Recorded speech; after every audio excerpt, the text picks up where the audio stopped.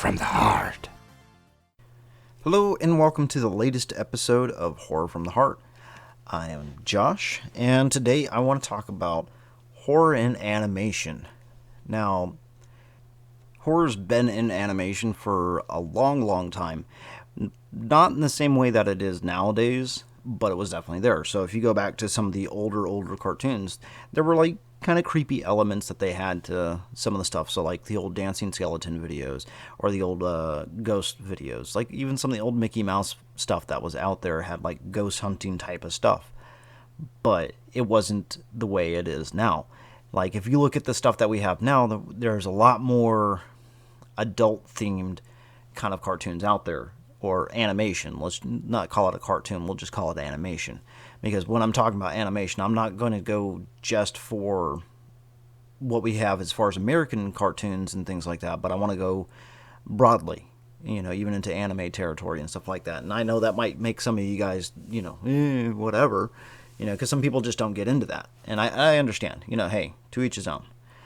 But it wasn't like it was. It wasn't over the top. It wasn't grotesque. It was just kind of, the spooky elements. Kind of like the same way the movies started way back in the day, where it was more of the shock factor. And it was like, ooh, but it was done in a fun kind of way. Now, as time progressed and everything, you tended to get a lot more visceral with some of the stuff. So if you go back and look at like movies like Plague Dogs or Watership Down, or even you can go back, not really a horror cartoon, but it did have some of those kind of elements just because of how grotesque it was. You go and look at like Fritz the Cat, or look at like a lot of the stuff that Ralph Bakshi had. Ralph Bakshi was very prolific as far as like how his animation style was, the way he did his storytelling and everything. But he had horror elements in a lot of different stuff. Wizards was a prime example of an older cartoon that had some kind of horrific stuff, because you dealt with Nazis and things like that, but just the detail orientation that was there. Or even the old heavy metal movie that they made based off the magazine, they had horror elements that were in there. Now, even to this day, there is still tons of stuff that's out there that is made for kids. So you could go and look at something like Adventure Time. There's horror elements in Adventure Time that they had, like some of the Necronomicon type of things, big monsters, and they had a lich in there even. Or you go into something else like Gravity Falls. Gravity Falls, and I know there's tons of people out there who have probably heard it. It's really, really honestly, it's a decent little cartoon. And it deals with like a lot of urban legends and a lot of different little horror elements that they have into there. Or if you really want to go old school, of course you have Scooby-Doo, where of course they were trying to teach us that the real monsters are the people, in a lot of different ways, and the monsters didn't exist. But you had stuff like that.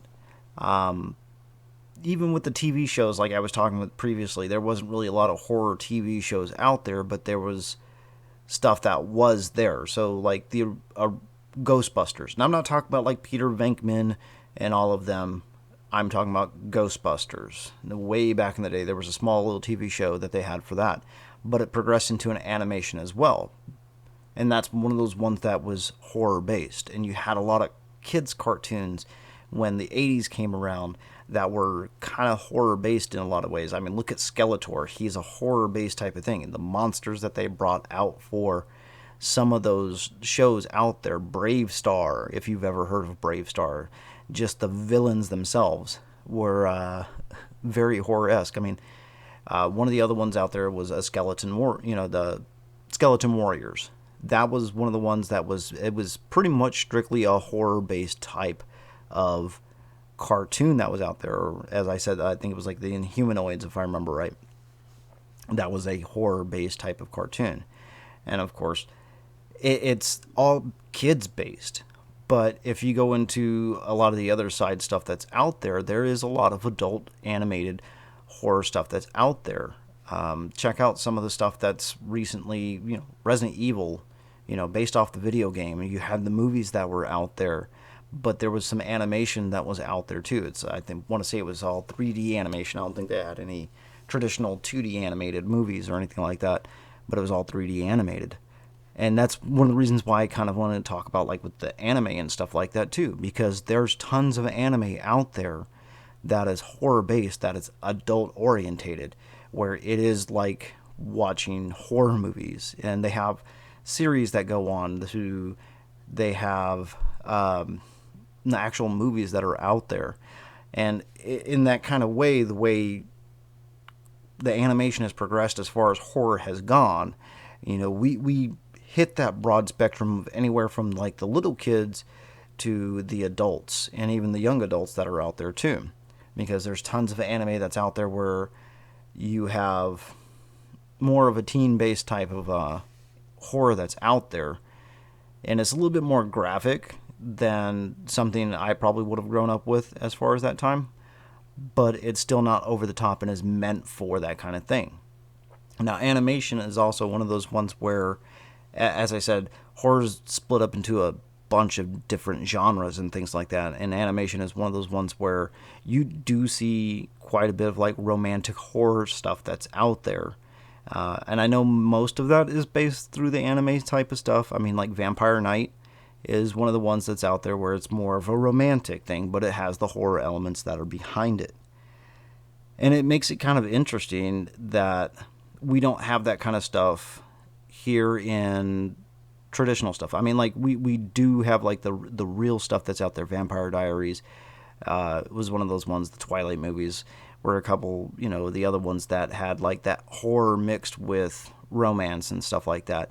But a lot of it is kind of dulled down. Whereas if you go into the animation area of that, they don't really dull down as far as like how visceral it can be or how adult orientated it can be. Because, take Vampire Diaries for example. It's one of those ones where it's like anywhere from the teens up into the adults got into that kind of stuff.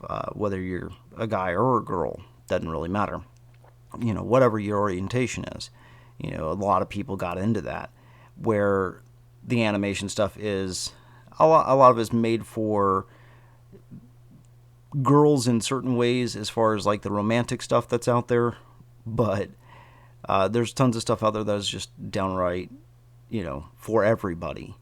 And even if you do get into the romantic stuff, being, manly man or whatever you want to call yourself, hey, again, to each his own.